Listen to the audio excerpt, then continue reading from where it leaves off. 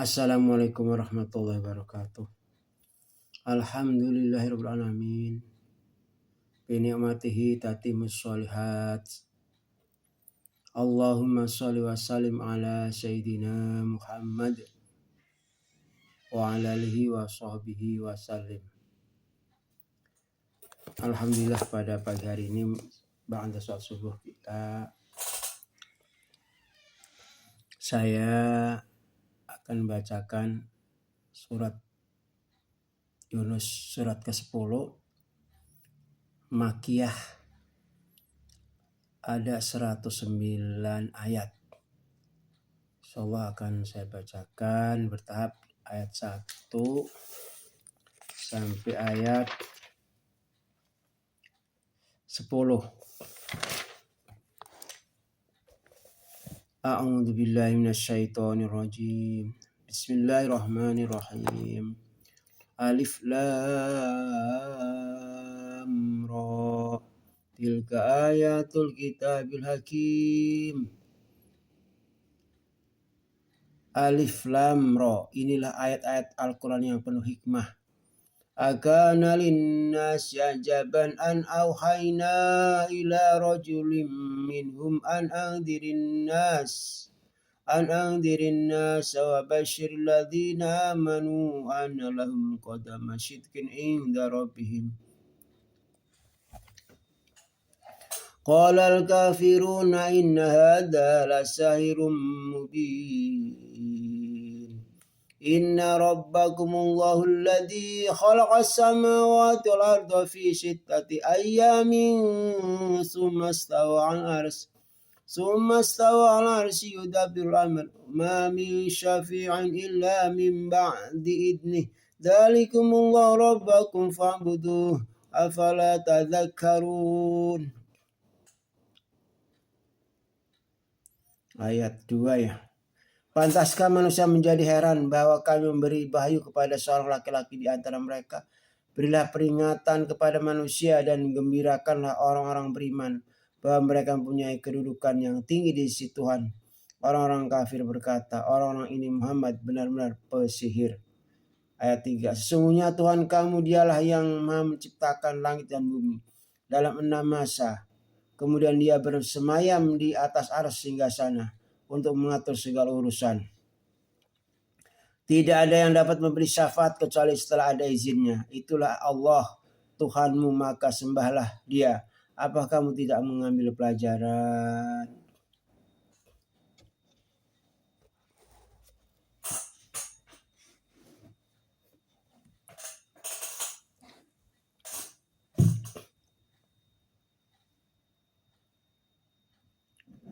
Ilahi marji'ukum jami'a wa 'indallahi haqqan innahu yabda'ul khalqa tsumma yu'iduhu liyajziyal ladzina amanu wa 'amilus sholihati bil qist. Walladzina kafaru lahum syarabun min hamimin wa 'adzabun alimun bima kanu yakfurun. Hanya kepadanya kamu semua akan kembali. Itu merupakan janji Allah yang benar dan pasti. Sesungguhnya Dialah memulai penciptaan makhluk kemudian mengulanginya, menghidupkannya kembali setelah berbangkit, agar Dia memberi balasan kepada orang-orang yang beriman dan mengerjakan kebajikan dengan adil. Sedangkan untuk orang-orang kafir disediakan minuman air yang mendidih dan siksaan yang pedih karena kekafiran mereka.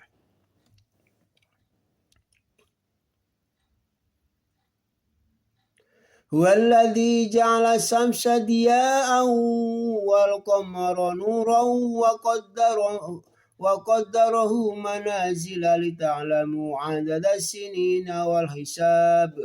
Ma khalaqallahu dzalika illa bil haqq yufassilul ayati liqaumin ya'lamun.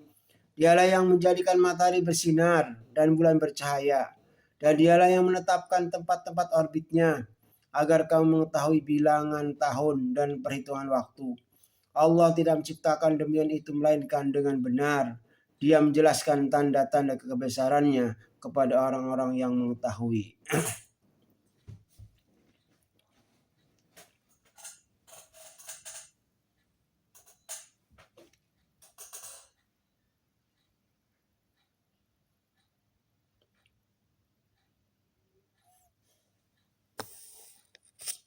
Shadaqallahul adzim.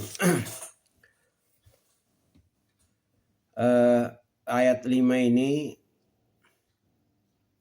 mengingatkan kepada kita bahwa Allah menciptakan matahari dan bulan.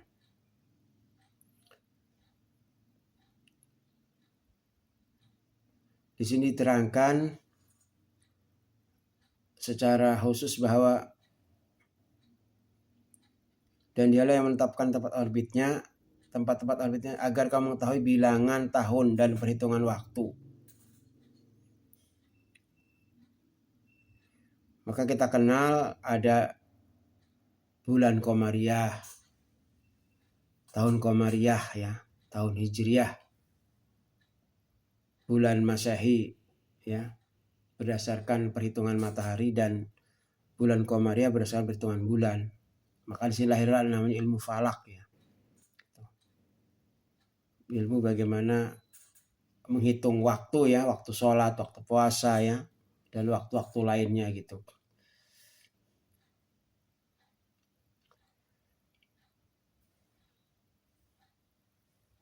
Di sini menjadi pemicu kita untuk terus menggali pengetahuannya, khususnya berkaitan ilmu falak ya.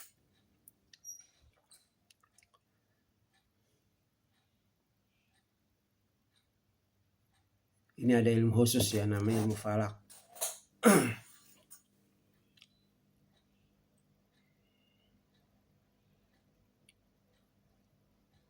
Kita teruskan ya. A'udzubillahi minasyaitonirrajim. Bismillahirrahmanirrahim. Inna fi ikhtilafil laili wan nahari wa ma khalaqallahu fis samawati wal ardi la ayatin liqaumin yattaqun.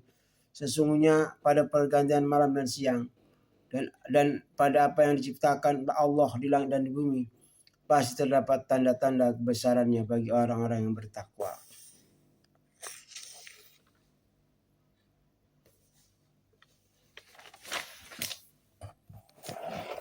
Innal ladzina la yarjuna liqa'ana wa radu bil hayati dunya wa atma'annu biha wal ladzina hum an ayatina ghafilun ulaika ma'wahumun naru bima kanu yaksibun.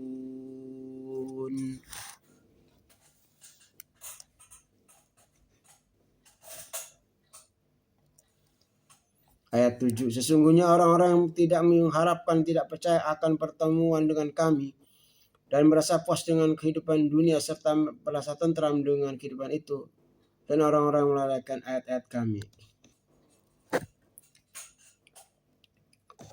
Shadaqallahul adzim. Jadi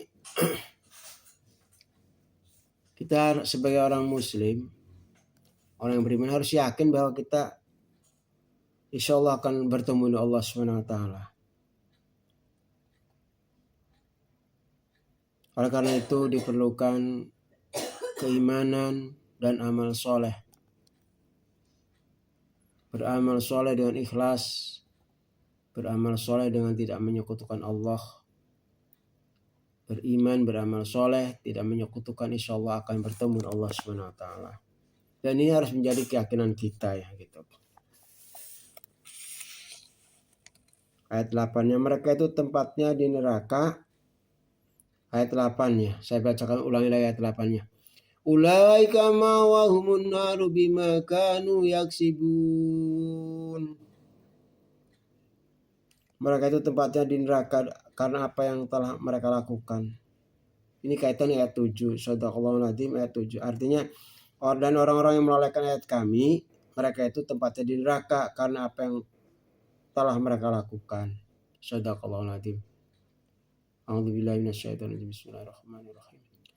Innal ladzina amanu wa 'amilus sholihati yahdihim rabbuhum biimanihim tajri min tahtihimul anhar anharu fi jannatin na'im. Sesungguhnya orang-orang yang beriman dan mengerjakan kebajikan niscaya diberi petunjuk oleh Tuhan karena keimanannya. mereka di dalam surga yang penuh kenikmatan, mengalir di bawahnya sungai-sungai. Da'wahum fiha subhanaka Allahumma wa tahiyyatun fiha salam wa akhiru da'wahum anil hamdulillahi rabbil alamin. Doa mereka di dalamnya ialah subhanakallahumma, maha suci engkau ya Tuhan kami. Dan salam penghormatan mereka ialah salam sejahtera. Dan penutup doa mereka ialah alhamdulillahirabbil alamin. Segala puji bagi Allah Tuhan seluruh alam.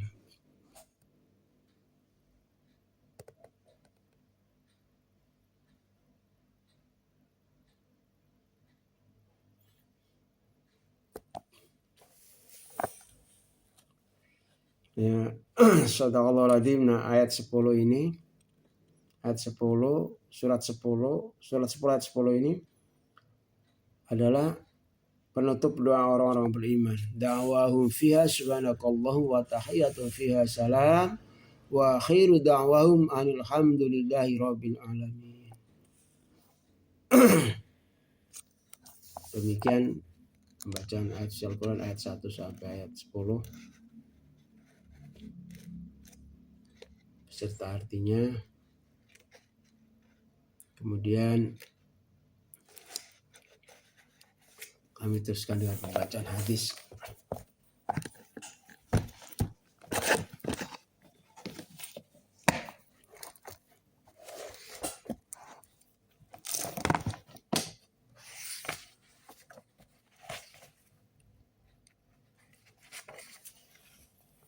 Hadis yang berkaitan dengan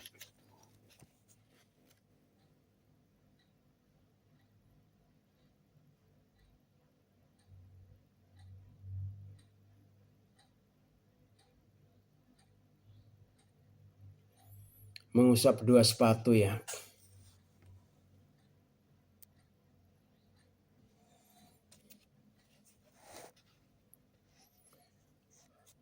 Hadis ke-65 ya, saya ambil dari terjemahan kitab Bulughul Maram ya. Wa an Aliyin radhiyallahu anhu qala law kana ad-dinu bir-ra'yi lakan asfalul khufi aula bil mashi min a'lahu wa qad ra'aitu Rasulullah sallallahu alaihi wasallam yamsahu 'ala dhahiri khuffaihi akhrajahu Abu Dawud bi isnadin hasanin. Ali radhiyallahu anhu berkata, seandainya agama ini berdasarkan pikiran, maka mengusap bagian bawah sepatu itu lebih utama daripada bagian atasnya. Sungguh saya melihat Rasulullah mengusap bagian atas kedua sepatu beliau.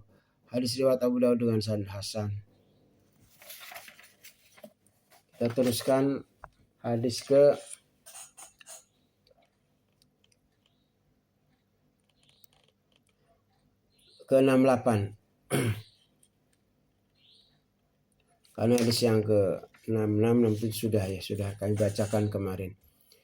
Bismillahirrahmanirrahim. Wa an Saubanan radhiyallahu anhu qala ba'sa Rasulullah sallallahu alaihi wasallam syariatan fa amarahum an yamsahu al-asaibi ya'ni al-amaima wa tasakhina ya'ni al-khifafa. Rawahu Ahmadu wa Abu Dawud wa Sahihul Hakimu. Sauban radhiyallahu anhu berkata, suatu ketika Rasulullah SAW mengutus pasukan. Beliau memerintahkan mereka agar mengusap asaib, yakni serban-serban, dan tasakhin, yakni sepatu-sepatu. Hadis riwayat Ahmad dan Abu Dawud dianggap sahih oleh Imam Al-Hakim. Wa an Umar mauqufan wa an Anasin marfu'an idza tawadda'a ahadukum wa labisa khufaihi falyamsah alaihima wa yusalli fihima wa la yakhla'huma in sya'a illa min janabatin. Akhrajahu Daraqutni wal Hakimu wa sahahu. Dari Umar derajat hadisnya mauquf dan dari Anas terdapat hadis marfu. Keduanya berkata, apabila salah seorang di antara kalian berwudu, kemudian dia memakai sepatu, maka usaplah bagian atas keduanya, dan salatlah dengan keduanya. Jika kamu mau, maka janganlah membuka keduanya, kecuali apabila junub. Saya ulangi lagi dari matannya. Apabila salah seorang di antara kamu berwudu, kemudian dia memakai sepatu, maka usaplah bagian atas keduanya, dan sholatlah dengan keduanya. Jika kamu mau, maka janganlah membuka keduanya, kecuali apabila junub. Hadis riwayat Ad-Daraqutni, Al-Hakim yang mensahihkannya. Wa an Abi Bakrata radhiyallahu anhu anin Nabi sallallahu alaihi wasallam annahu rakhasalil musafiri salasata ayyamin walayaliyahunna walil muqimi yauman walailatan idza tatahhara falabisa khuffaihi an yamsaha alaihima akhrajahu Daraqutni wa Sahih Ibnu Khuzaimah. Abu Bakrah ini adalah kunyah yang digelarkan kepadanya karena dia salah satu penjaga kota Taif saat Rasulullah mengepung kampung Bakrah, namanya sebenarnya adalah Nufai. Abu Bakrah radhiyallahu anhu dari Nabi SAW, beliau memberikan keringanan untuk tidak memakai sepatu bagi orang yang sedang bepergian selama 3 hari dan yang menetap di tempat selama 1 hari 1 malam, apabila dia telah bersuci dan memakai sepatu untuk mengusap bagian atas keduanya. Hadis riwayat Ad-Daraqutni disahkan oleh Ibnu Khuzaimah. Hadis ke-71. Wa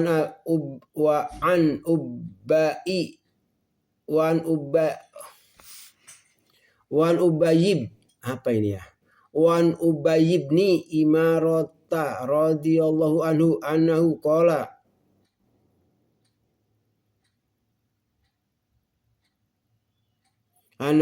ya Rasulullah amsahu ala khufain qala na'am qala yauman qala na'am qala yaumaini qala na'am qala wa salasat ayyam qala na'am wa ma syi'ta akhrajahu Abu Dawud wa qala laisa bil qawiyyi. Ubay bin Imarah radhiyallahu anhu berkata, wahai Rasulullah, bolehkah saya mengusap kedua sepatu? Beliau menjawab, ya. Ubay bertanya lagi, 1 hari? Beliau menjawab, ya. Dia bertanya lagi 2 hari? Beliau menjawab lagi, ya. Dia bertanya lagi 3 hari? Beliau menjawab, ya, sekehendakmu. Hadis riwayat Abu Daud menurut hadis yang tidak kuat. Maksudnya adalah tidak kuat di sini. Ibnu Munzir berkata, hadis ini diriwayatkan oleh Ibnu Majah. Hadis serupa juga diriwayatkan oleh Abu Daud, Bukhari dan Imarah. Menurut Imam Ahmad, para perawinya tidak diketahui. Ad-Daraqutni mengatakan bahwa sanad hadis ini tidak jelas. Ibnu Muayyan berkata hadis ini tidak diketahui.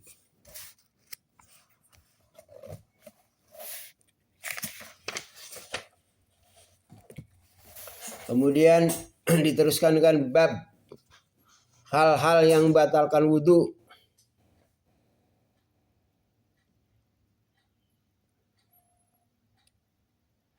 Hadis ke-72.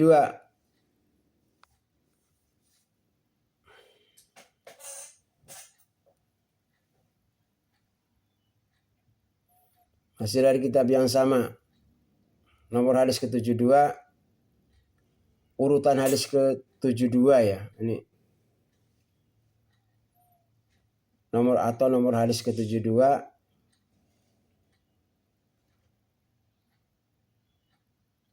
Lebih tepatnya ini urutan hadis ke-72 ya. Urutan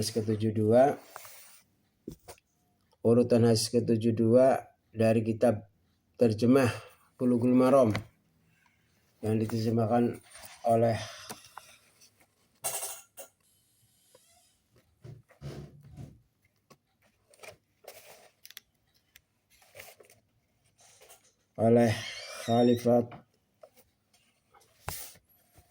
Khalifatur Rahman dan Harudin.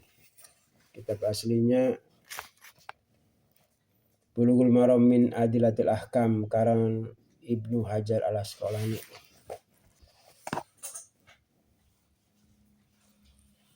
An Anas bin Malik radhiyallahu anhu qala kana ashabu Rasulillah sallallahu alaihi wasallam ala ahdihi yantadiruna al-isya'i hatta takhfiqa ru'usum summa yusalluna wala yatad'una akhrajahu Abu Dawud wa Daraqutni wa asluhu fi Muslimin. Anas bin Malik radhiyallahu anhu berkata, dulu pada masa Rasulullah SAW para sahabat menunggu sholat isya hingga kepala mereka terangguk-angguk. Kemudian mereka sholat tanpa berwudu. Kemudian mereka sholat tanpa berwudu lagi.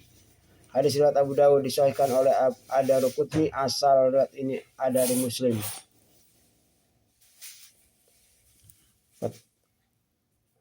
Adapun lafaz Muslim adalah waktu sholat isya telah tiba. Tiba-tiba seorang laki-laki berkata, saya mempunyai keperluan. Kemudian Nabi SAW menunggu hingga orang-orang atau sekelompok orang tertidur. Setelah bangun kemudian mereka sholat. Di dalam riwayat Al-Baihaqi disebutkan bahwa mereka dibangunkan untuk melaksanakan sholat. Ketika itu saya mendengar salah satu di antara mereka tidur mendengkur. Dalam hadis yang diriwayatkan oleh Yahya Al-Qattan bahwa posisi mereka tidur berbaring.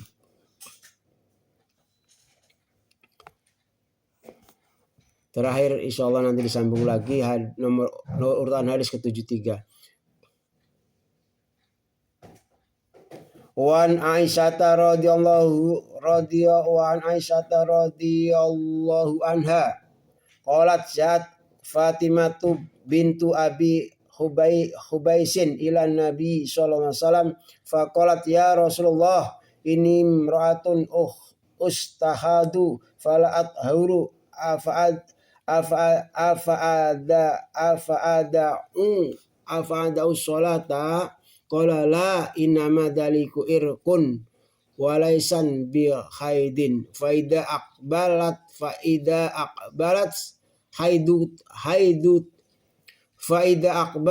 haidatuki fada'ya sholata wa idza adbarat fagsil angkad dama summa sholli, muttafaqun alaih. Aisyah radhiyallahu anha berkata, suatu ketika Fatimah binti Abi Hubais mendatangi Nabi sallallahu alaihi wasallam dan berkata, wahai Rasulullah, saya adalah perempuan istihadah dan tidak pernah bersuci. Istihadah dan tidak pernah suci. Bolehkah aku meninggalkan sholat? Beliau menjawab, tidak. Darah itu adalah penyakit dan bukan darah haid.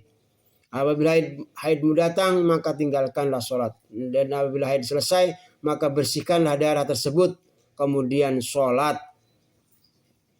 Wal Bukhari summa tawaddu'i likulli sholatin wa asyara Muslimun ila anhu hadafaha amdan.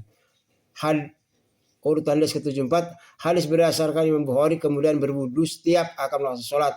Imam Muslim menjelaskan bahwa redaksi kalimat di atas dihilangkan secara sengaja. Ya jadi itu ya, terutama istriku, bahwa inilah dasar hukum bahwa ketika kita haid tidak boleh sholat. Kalau sudah suci maka kita disuruh sholat ya. Jadi ini tidak sekedar khususnya istriku, keluargaku yang perempuan ya, anak-anakku. Jadi kita haid ini tidak boleh sholat karena sedang keluar darah. Apabila sudah suci atau haid selesai, maka bersihkan darah tersebut, kemudian berwudu ya sholat ya. Kemudian bersihkan darah tersebut, kemudian berwudu dan sholat ya. Nah ini supaya para istri-istri tahu bahwa ada dasar hukumnya ya. Jadi tidak saja mendengar katanya, tapi harus ada peningkatan dalam beribadah. Artinya kita tidak sholat karena haid, dan setelah haid selesai, oh ini dasar hukumnya. Jadi harus ada peningkatan dalam memahami ilmu agama. Jangan stagnan, jangan katanya, tapi tidak tahu dalilnya ya. Minimal hal-hal yang ringan-ringan ya kita belajar lah. Tetapi yang berat-berat ya mungkin kita bisa tanyakan lah kepada al ustadz ataupun alim ulama. Tetapi hal-hal yang ringan ya kita bisa baca sendiri dasar hukumnya ya. Adapun yang tidak mengerti ya kita bertanya gitu. Inilah perlunya kita mendatangi majelis ilmu ya. Majelis zikir, majelis ilmu. Saja dapat kami baca dan ada sedikit penegasan ya dari arti hadis ini. Saya tidak memberi penafsiran di hadis ini ataupun menerangkan dari hadis ini karena saya tidak mampu. Hanya saya menegaskan dari arti yang termaktub di dalam kitab ini, kitab terjemah ini. Kurang lebih mohon maaf. Assalamualaikum warahmatullahi wabarakatuh.